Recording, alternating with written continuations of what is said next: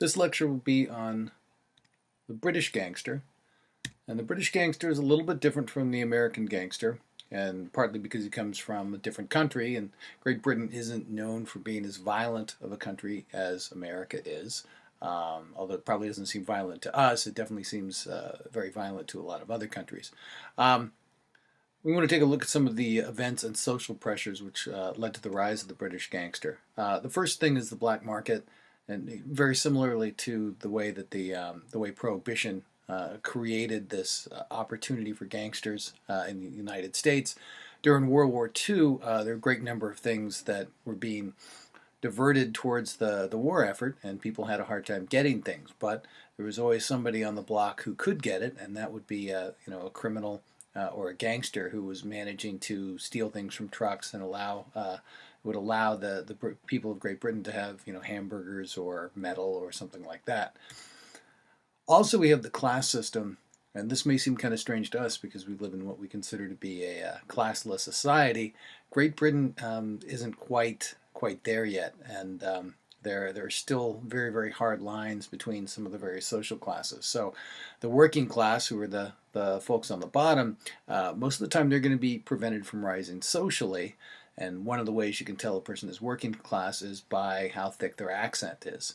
So if you think of the typical English accent, you probably think of something that's very kind of smooth and sounds very refined. That's going to be an upper class accent. But if you have something that's really, really kind of thick and hard to understand, that's probably going to be a working class accent. On top of this, you have regional accents, and we're probably insulated from a lot of these in American cinema, because we tend to think of the British as being, one particular thing. But if you watch British cinema, you tend to see that there are a lot of different accents, and some of them are very different from each other and very difficult to understand. So you get accents like Cockney, which comes from London. That's your working class accent there. Then you have Mancunian from Manchester, very, very different accent. Geordie, which is from Newcastle. Scouser, which is Liverpudlian, and Glaswegian, which is from Glasgow in Scotland. All of these are very, very different accents and all very, very thick. And if you're watching a film with a lot of these thrown into it, you pretty much need subtitles in order to understand them.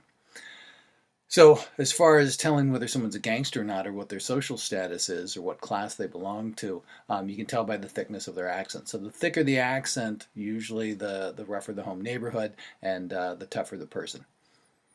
We also have the industrial boom. So after World War II, because Great Britain had been torn up so terribly, it had to be rebuilt.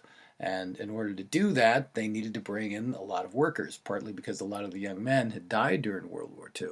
So they needed to bring in people from other countries. So a lot of immigrants from the West Indies, islands in the Caribbean, and also India and Pakistan came to Great Britain in order to build the country up, dig for coal, build ships. But then in the 1980s and 90s, those jobs disappeared. And when you have a lot of people for whom there are no longer any jobs, they're going to start looking for alternative vocations. So crime is going to be one of them.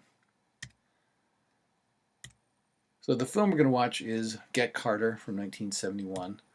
And this is directed by Mike Hodges. This was his first film. He also did a film called Croupier from, I think it was like 2001, about a guy who works in a casino. It's kind of known for being Clive Owen's first big film.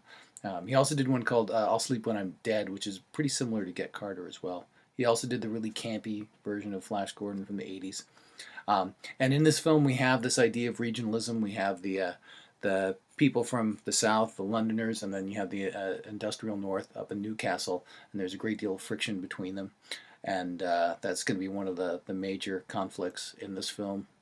Another good example of that is if you ever watch Guy Ritchie's films, in particular Lock, Stock, and Two Smoking Barrels, you have the guys from the North and the guys from the South, and they never seem to get along. This is also an example of a revenge gangster film. So Carter is one of those revenge gangsters, or a lone wolf gangster. He's breaking away from his own particular gang and fighting against everybody. This is another kind of subgenre of the gangster film.